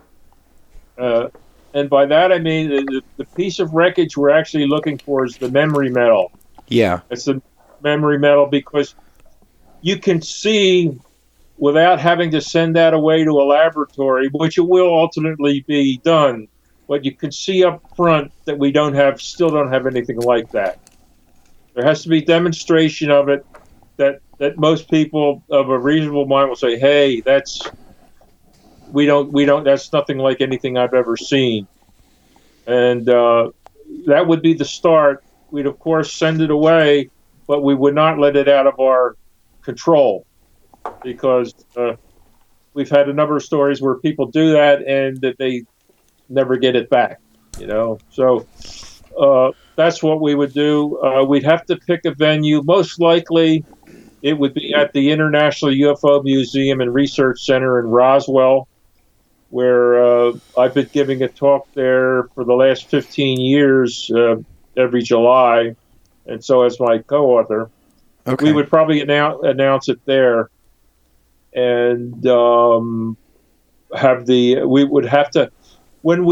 would probably want to do everything beforehand before announcing it. By that I mean have it analyzed for its otherworldliness. So you've got all the backup data and everything. Yeah, and we would have the demonstration, and we say, okay, and here are the reports. So. Yeah, we would have to do that all beforehand. Well, how do you think the public would handle that? And again, of course, just totally your opinion, but you've been involved with this. I would think today we would handle it much better than they would have in 1947. Yeah. Because we've had so many motion pictures and documentaries and books about, and the experts today are convinced, as am I, that there is other life in the universe. Statistically there has to be. There's gotta be. Yeah. Yeah.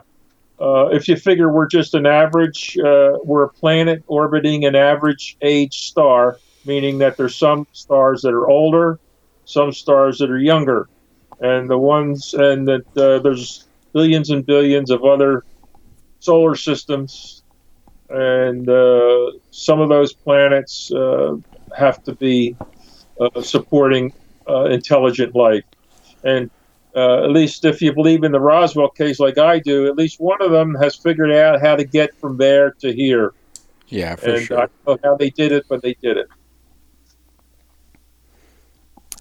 Tom, I have a quick question for you. It's probably the most important question that's been asked today. What is your favorite alien movie? Oh, that's easy. That is easy. Mm-hmm. I've seen it 100 times. I'll give you a hint. It was made in 1951. What? Oh, 1951. The Day the Earth Stood Still? Nope. No. You're close. That's number 2. I'm not familiar with whatever this is. Was it remade later? Yes. War of the Worlds. Yeah. Was it War of the Worlds?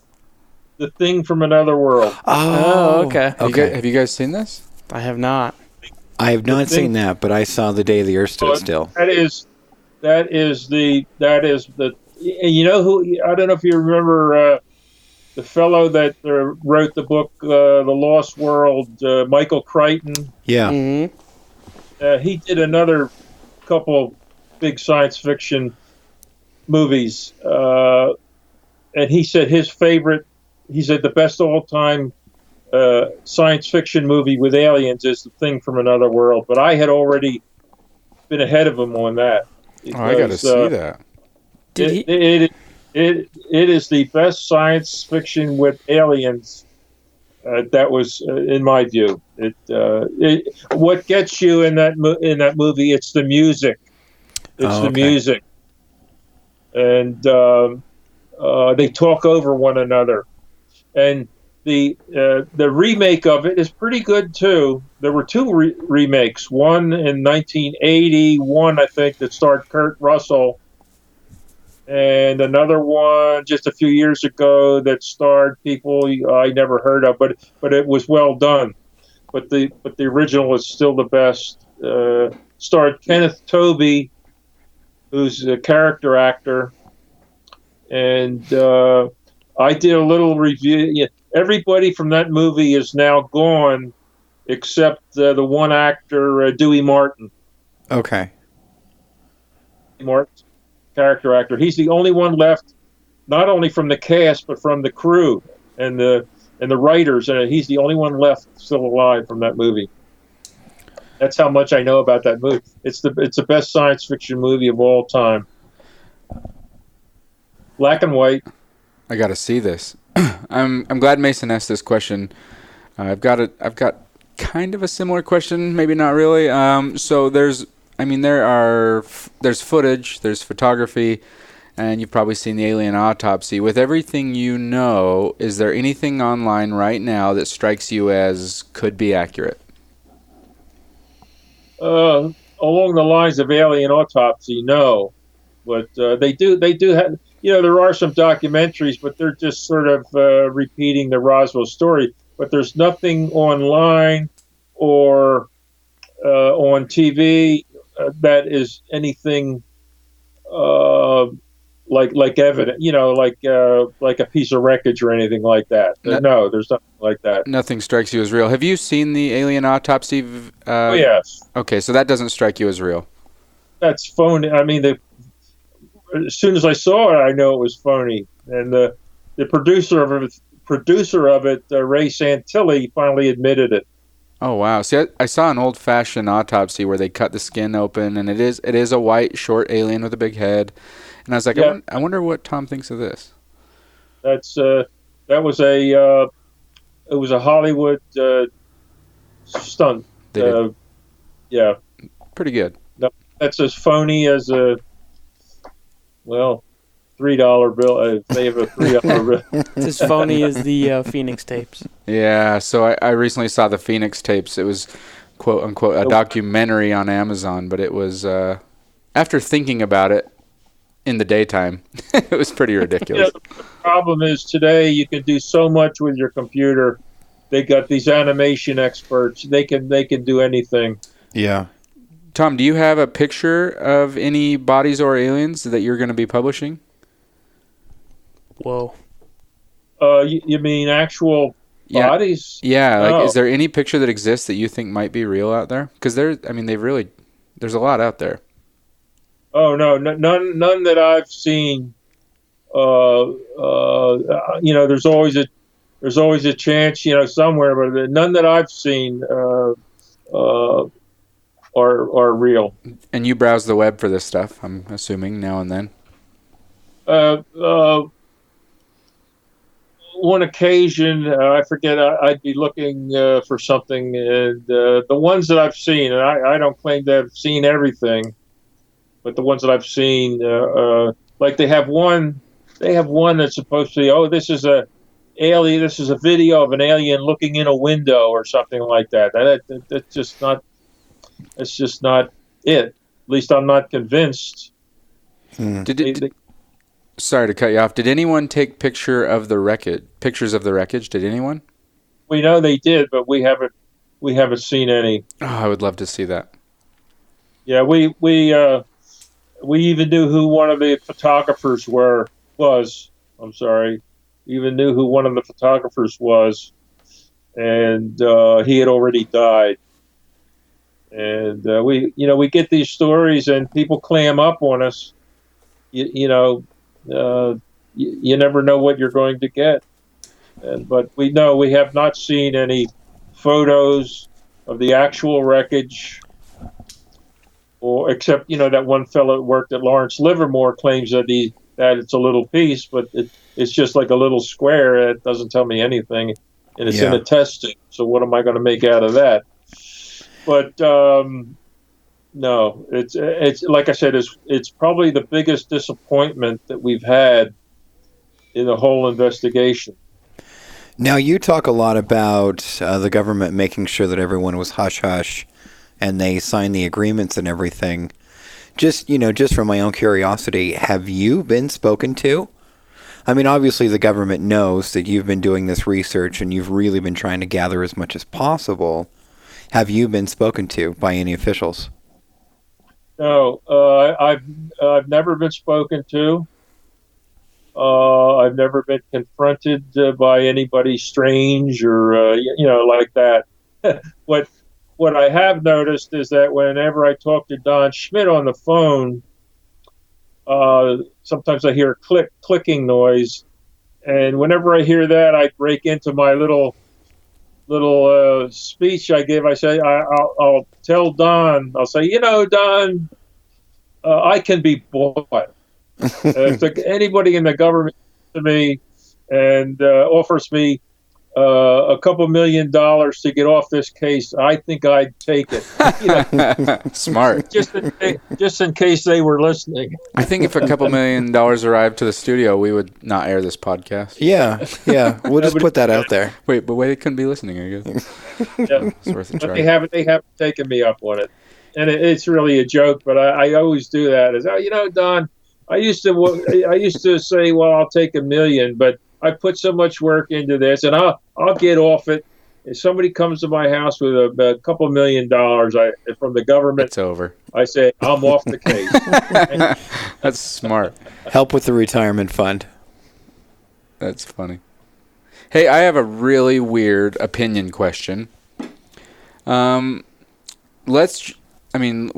are assuming with very good reason and very many statements that Roswell happened. That extraterrestrial life arrived here and crashed.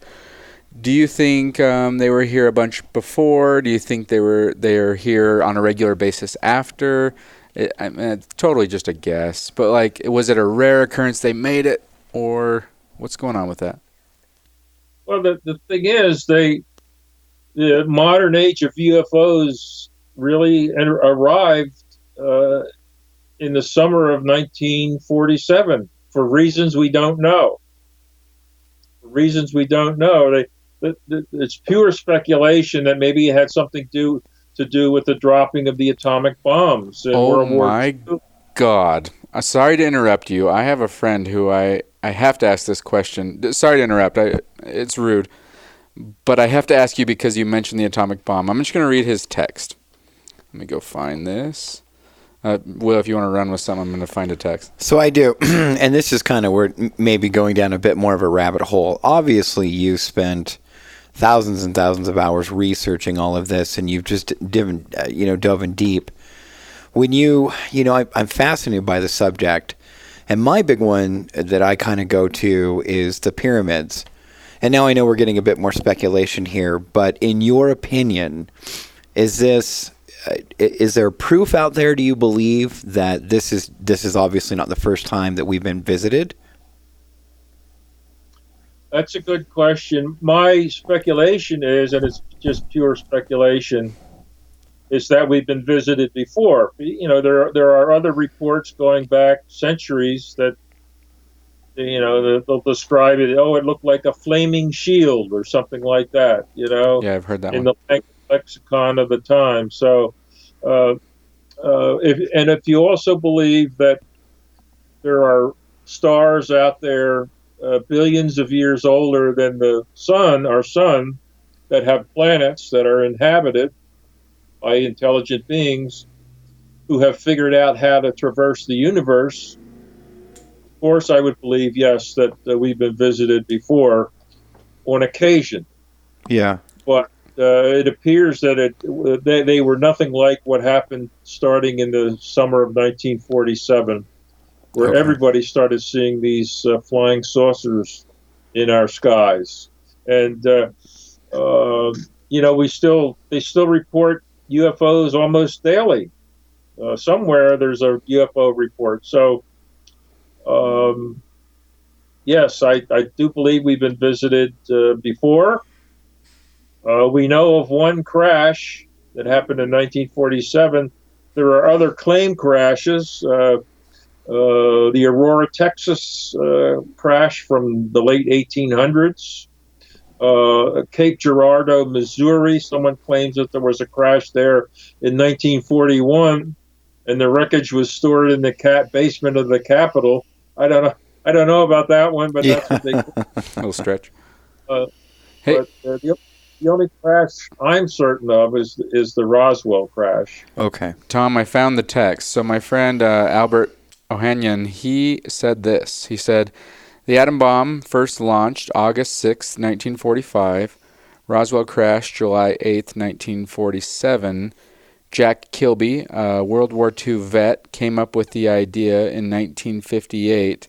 While he was working for Texas Instruments, he came up with the microchip. And they were supplying electronics to the U.S. Navy and Army. Back then, Texas Instruments was. And Jack Kilby invented the microchip. Do you think that is just random, or do you think there could have been any relation? Because I mean, he was saying that microchips are a stretch in technology. All I could tell you is that there's a claim that things like transistors, integrated circuits, including microchips, even Velcro has its derivation from the Roswell crash. Wow. I don't know about that. The one thing I'm more certain of, however, is I spoke to you about the so-called memory metal. Yeah. And we have an associate works with us who lives in Florida that set out to track what happened to the wreckage when it arrived at Wright Field, Wright-Patterson Air Force Base. Well, he has gotten reports and followed the trail. And in 1962, the Navy, even though it was the Battelle Memorial Institute working under contract to Wright-Patterson Air Force Base to research the memory metal, they tried to recapitulate it, to try to come up with something that would mimic the memory metal. And they came up with something. It's not as good as memory metal, but it's in the same type of, it's very pliable. I saw this. What's it called? It's called nitinol, Nitinol. I saw this online. It was pretty cool stuff. Yes. That's our best shot at constructing the back engineering. That's the term I was looking for. Back engineering the memory metal. That's what they were working for at Lawrence Livermore, Battelle Memorial Institute. And the Navy Ordnance Lab, the Naval Ordnance Lab, announced it in 1962, the creation of this nitinol. They became involved, and it's a combination of titanium, which the commander of Wright-Patterson Air Force Base in the mid-60s, he had contacts in the physics labs that worked on this stuff, who told him that this memory metal was made out of pure titanium and some other element that he couldn't remember. Well, nitinol is made out of titanium and nickel, and that's what the nitinol stands for. It's Ni for nickel, Ti for titanium, and the NOL for the Naval Ordnance Lab. So you got nitinol. Wow. That's how you get the term nitinol. Nickel, titanium, and Naval Ordnance Lab were announcing it. But that's what they came up with and you can buy nitinol. You can Google it on your browser, and you can buy it by the roll, you can buy it by the tube, you can buy it any way you want. And I know that they use nitinol in our space program in several capacities. And self-healing metal, they call it shape recovery, self-healing metal, that sort of thing. And I believe it has its derivation from the memory metal wreckage associated with the Roswell crash, because our associate in Florida, he's got the reports, the progress reports from Battelle to the Foreign Technology Division at or the Air Materiel Command at Wright-Patterson. So that's pretty well documented, at least in my opinion. But these other things, the transistors, the integrated circuits, stuff like that, they may be, but I am not. I don't know about those. Maybe, maybe not. That nitinol is pretty cool stuff. I watched some YouTube videos on it. I wouldn't be surprised if they did, shape it after something they found. Some of the other things, night vision goggles, that sort of stuff. Yeah. I just want to kind of wrap this up for the listeners. So, I mean, if I was to explain Roswell quickly to kind of get someone converted over, we had we had eyewitness reports of a crash that happened in 3 different sites. A farmer turned it into the local media. The Air Force made a press announcement that they found a saucer. The farmer originally told his story to the radio that he later had to change. He was held in the government's custody for 7 days. While the government worked, they had to bring the crash through the town that many people witnessed. They flew the wreckage, or possibly bodies, to the intelligence base that was an hour away at a 6,000-foot altitude height, flight. So many weird things. There was very many government agents in the town around, keeping people quiet for years after. 600 eyewitness or secondhand statements, deathbed statements, confessions. This book that you've written, Tom, Witness to Roswell, is crazy in depth, and if you are curious, you've got to listen. Not to mention the deathbed confession of a guy who was sworn to secrecy his whole life. Tom and the co-author came up with a way where he could keep his secret oath and leave a letter in his trust that was left to his family, that his family turned over to the book authors. That letter, to me, is just astonishing and just it blew my mind. All this wrapped up into one story that is Roswell. And it's crazy, and you feel entirely different about Roswell after listening to the book. So I hope that wrapped it up in a way. Yeah.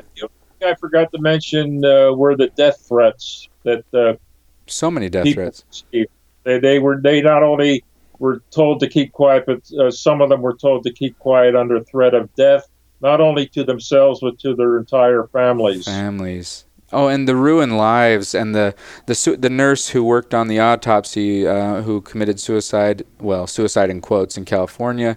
I mean, this book is just loaded, and it changes things. So if you're curious, please go get the book, or I listen to it on Audible. Witness to Roswell. What's the name of your next book coming up? The visual one. I'm excited for this. The one that my co-author is writing. I don't know the title of it.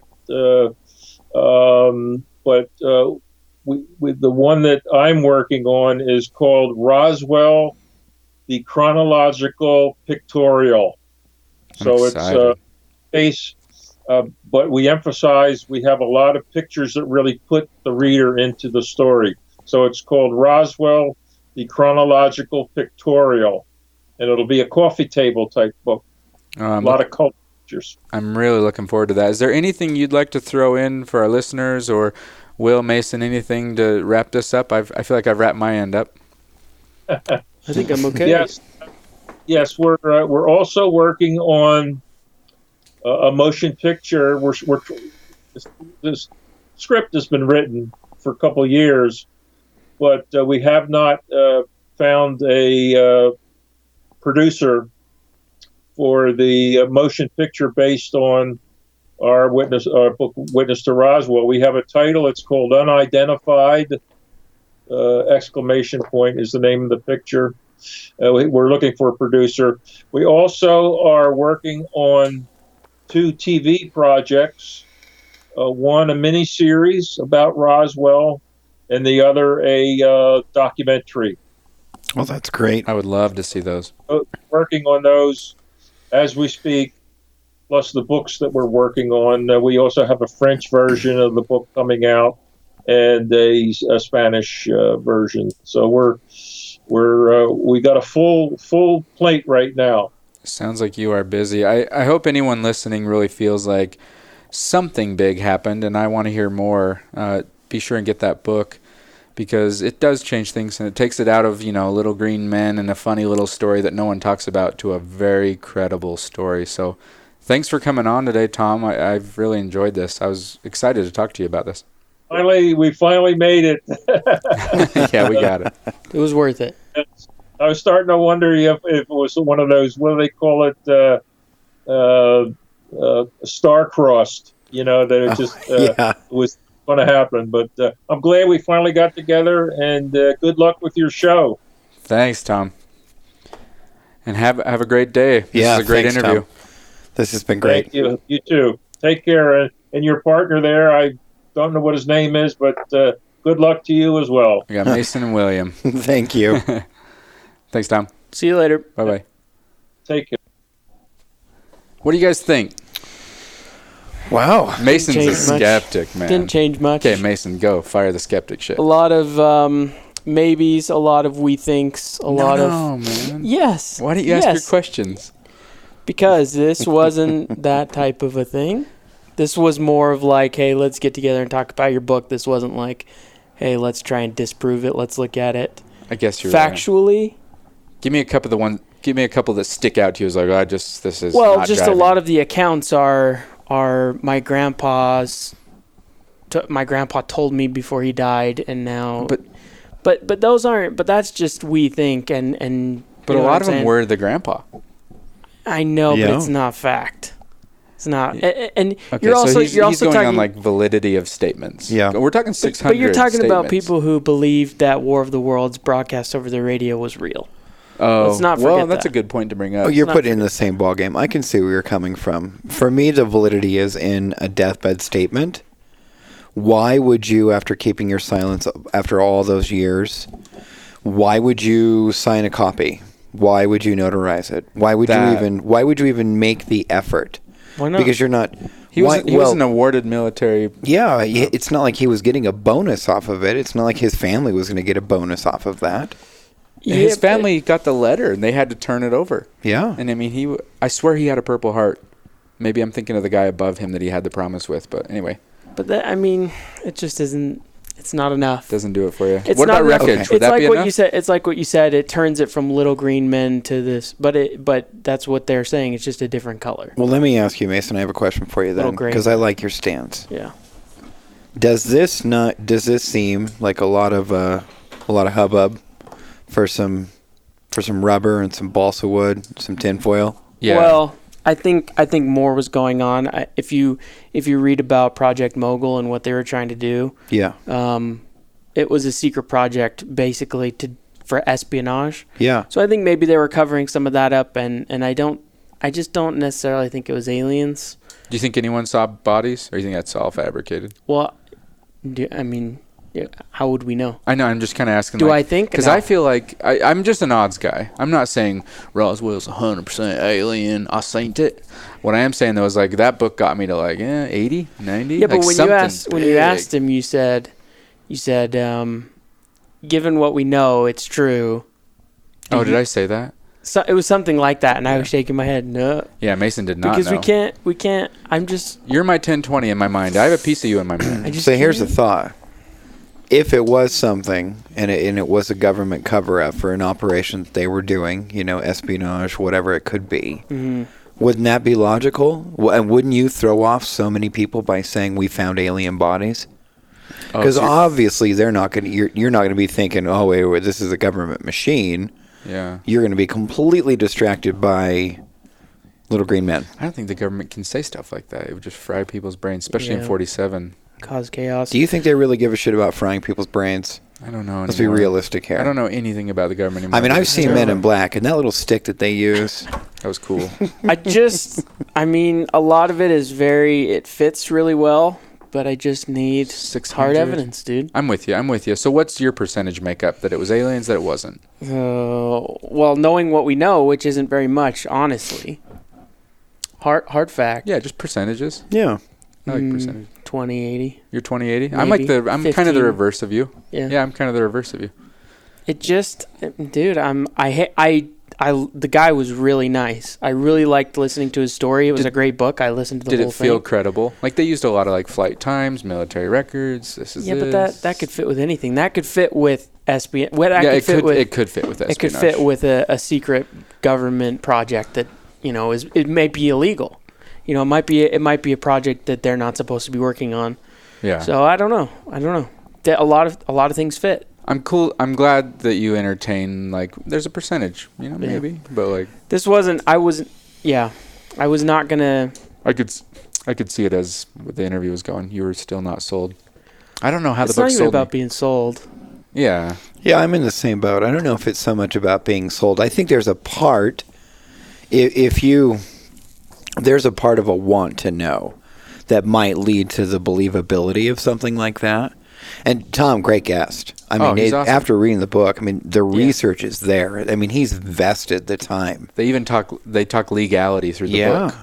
Like I'd of have their to case. say, after the book, after talking to Tom, I'm probably 70-30, 60-40, give or take, towards an actual being from up there in the great beyond. Why no I'm wreckage? still high. I'm still 80-20 high. Yeah? Why no wreckage? Yeah, wreckage bugs me. Also, naked aliens bug me. Naked aliens. I was going to ask him, but it's just long. No the fact wreckage that- makes sense. The fact that we're saying it distracts us from, or it changes from little green aliens, when really that's what they're all saying it No, is. they're saying it was not, white. Okay, but Yeah, they're white. still little with avocado heads. Yeah. No wreckage makes sense to me just because the bugs government's me. but it's a big entity. The government's going to find something if they want to Someone find has something. wreckage, man. There are 90-year-old people right now dying with wreckage somewhere. If it happens, somebody out there has something. Does it hurt or help the fact that during that time, he said toward the end of the interview that everybody was seeing flying saucers. That hurts. Hey, here's another thing. Let's just say right now. What do you think, Will? Before we move sorry. on? Yeah, sorry. I didn't mean to take it somewhere. I'm indifferent with that because a question I had for him that we just didn't get to is, why do you think 1947? So what started that wave of suddenly people saw them?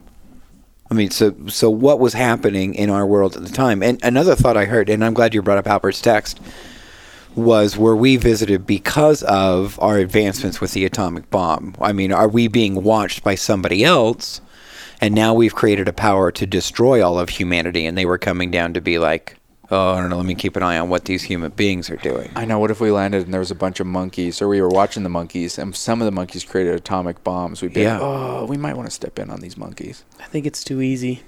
Yeah. Hey. I think that, before we move on, I just think that our brains are so in this world and Earth.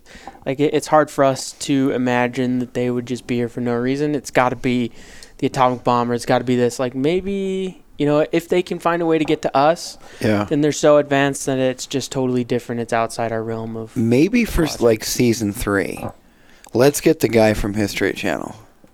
Wait, the hair? Yeah. Dude. See, he would be like an 80-20, no way. Only if we're going to talk about sports, because... Yeah. Aliens. Yep. Here's my thing, though. Right now, if someone died and they're like, this is my grandfather's cigar box with his memories, here's some wreckage. Our tech is so far advanced now that everyone would be like, whatever. That's just like metal that can take its shape back. It would have to be pretty fucking impressive. Like, no, but it couldn't be the foil. If it was wafer thin and could never be destroyed. Yeah, but like, it would have to be the memory stuff. Yeah. And even then, someone would be like, that's government makes that stuff. Like, I don't think that'd be the smoking gun anymore. Yeah. We might not even think it's alien. Yeah, that's what I'm saying. Yeah. Our tech's so crazy that we just assume some government, some secret tech. I don't know. Yeah. That sucks, though, because I feel like that would have been the smoking gun 30 years ago. Oh, easily. But see, you get... Yeah. Mason. You want it to be real. You guys are talking about it right now like it was real. Well, look what we just need the smoking gun. Look what they did to Wolverine. Oh, God. I don't want to end this on Wolverine. No, I'm sorry. You're not helping. No, I know that was a great helping. conversation, great guest. I'm still not out to discredit him because I don't know. That's where I'm. Yeah, no, can we recommend the book? Yeah, I would highly recommend the book. It's well done. Is that Why agreed? not? It's well done. Yeah. The thing is, if it goes both ways. If you're so far one way that you're not going to be able to read that without the world ending, you know what I mean? You have to be able to read that and process it, as opposed to the other side where you read, the stuff on the internet from the History Channel saying it was this. Well, and I sure didn't approach this to discredit. I thought it was fascinating. I mean, I marvel the fact that he was able to get all of this testimony, that he was able to I didn't know it was 600 plus. Yeah. Interviews. That's amazing to me. Hurts. I'm in it. That's why I'm 80-20. You think everyone's just like, this is a cool story. I feel like 600 interviews or 600 testimonies hurts, honestly. See, I'm opposite of what's you. the prime? What's the good number for you? Well, I don't think there's a good number. No, but you gotta give a number. What feels like the best? I would have believed this if it was this. I don't know. I just think that 600 is insane. See, but if there would have been like 30, help. that's bad. 50, bad. 80, bad. 100, maybe substantial. Like, I just don't know if there's a good number. 600 to me helps. If you're skeptical, what's it overweighs? I think it's mob mentality. Really? Honestly. When you get that high up, I feel like it just it's this town thing where Roswell is that, and so everybody's attached to it. So even if you don't have the memory of it happening, you remember people remembering it. So it's, I don't know. That's just where He's done a good job of compiling, documenting everything he can possibly find, military records. Great job. Yeah, and the most thorough book you'll ever read about Roswell. Yeah, hands down. And apparently, from what he said, it's the #1 case we have. So if you're curious, you should listen to read or listen to the book. I want to look into this Westall case in Australia. I had no idea till Tom brought that up. Me too, and I'm sure he's familiar with the best cases. Yeah. This was cool. Yeah. Great interview. I can't say I feel stronger after talking to him. The book was really well done, but I'm still in the same boat, 80-20 probably. Yeah. But I think maybe you're where he is. Because you think he's 80-20? I don't know. Maybe that would have been a good question to ask him. Like, what was your percentage? Because obviously, even to him, now you would think being vested, going through this process, meeting people, writing the story, you're probably a little heavier on believability. Yeah, he's probably seen people cry and people pour it out. But how imagine can you be that way though? Or I mean, how can you be that way and remain credible until we find out one way or another for sure? See, to me, that builds more credit. He left it open. Yeah. He has to be at least 80-20 or something like that, because if not, then he's... Yeah, that'd be bad. Then it'd be like, well, he's already sold himself. Yeah. But it's like he was talking about, that piece is the smoking gun. Yeah. Was there anything from the interview that made you guys go, okay, I'm on? No, the book got me on. Yeah, I mean, I was really there after I watched the book. And the reason why is just there's so much evidence. And it's not just like Jimmy Joe Bob down the street. It's military evidence. Yeah, it's military evidence, and there's civilian evidence of people, just doctors and... The initial press release. Just everything. And that's it, too. That's the kicker. For me, I think the ending caveat is that's just so much for a weather balloon. It's so heavy. Yeah. I don't think the weather balloon theory is that's not real. Not real. Everybody knows. So the government, the reason why everything was opened was because they introduced Project Mogul, and now it's, they opened all the cases. Maybe it's Mogul, maybe it's Russian, but these are the odds. But that's what they opened it for. Yeah. Yeah. Anyway, it was great cool. guy. Yeah, it was cool. He's done a good job. Hopefully we can have him back when he releases his... maybe the pictograph one, or maybe the Area 51. But I can't say I'm any more sold, so... No, and I'm not any more not sold. I'm glad we had the conversation. Yeah, great combo. It didn't deter me at all, so... It's a cool episode. I hope this makes it past the shitty committee. We will see. Just so everyone knows, the shitty committee is who decides whether episodes air or not. And I put that in place just so that we didn't air shit, because I love what we do. So we pass it to one guy who is a committee of many people, and they decide if episodes air. And so far, it's been a great way to keep quality high. So if you're hearing this aired. And if you're not, then it didn't. That makes no sense. Then it was fun for us. Yeah, we had fun. Yeah. Thanks for listening, guys. I'm out. Thank you. Yeah.